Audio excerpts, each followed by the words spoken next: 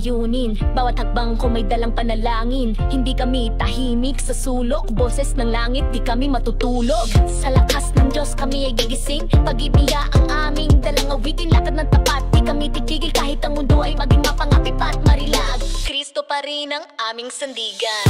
Kami ang kabataan na kay Kristo. Buhay ay alay, puso'y totoo.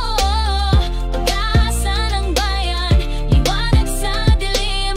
Sa pag-ibig niya kami maglilingkod din. Oh, oh, oh, kami maglilingkod din.